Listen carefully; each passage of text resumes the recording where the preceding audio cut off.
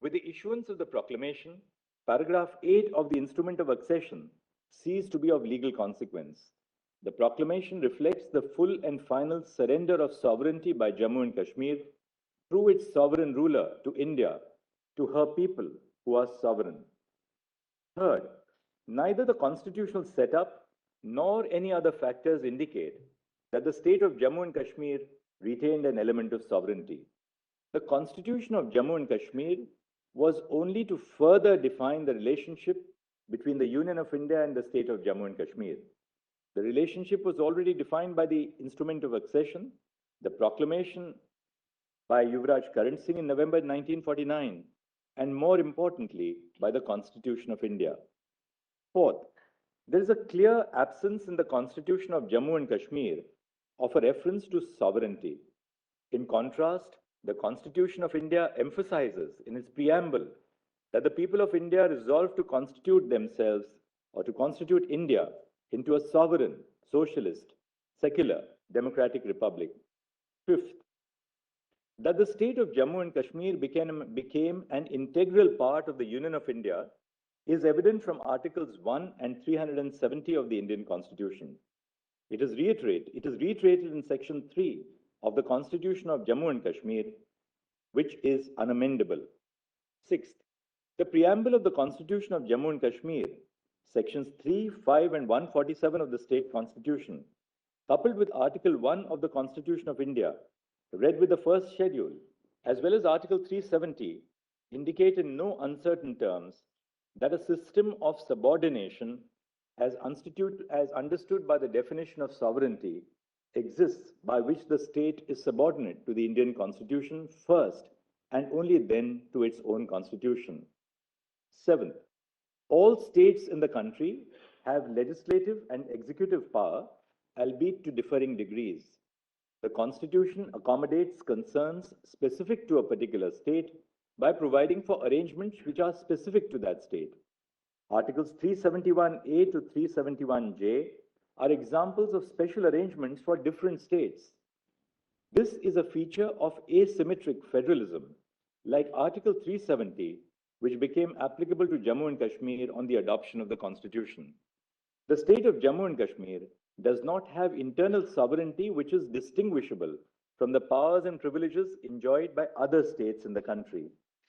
And eighth, the limited question before the Constitution bench in its decision in Premnath Kaul was whether the monarch held plenary legislative powers after the Constitution of India as it applied to Jammu and Kashmir was adopted in the state, but before the Constitution of Jammu and Kashmir was adopted.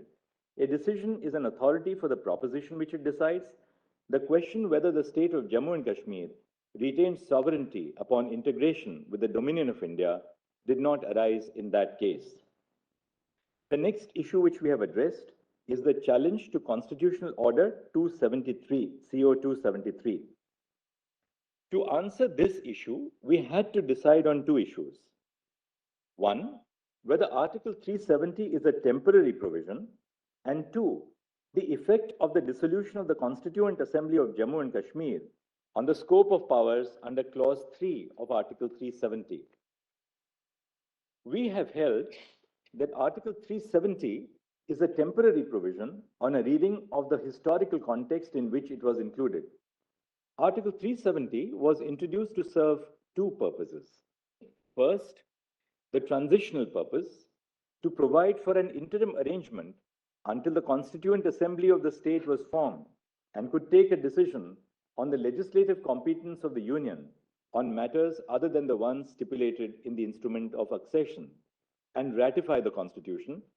And second, a temporary purpose, an interim arrangement in view of the special circumstances because of the war conditions in the state.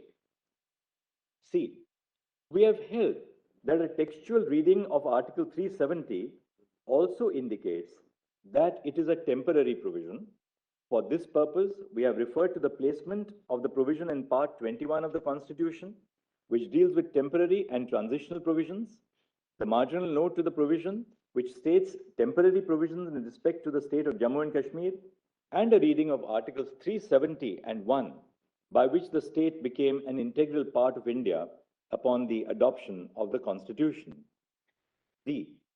On the second question of the effect of the dissolution of the Constituent Assembly of Jammu and Kashmir on the scope of powers under Clause 3 of Article 370, we have held that the power of the President of India under Article 370, Clause 3, to issue a notification declaring that Article 370 ceases to exist,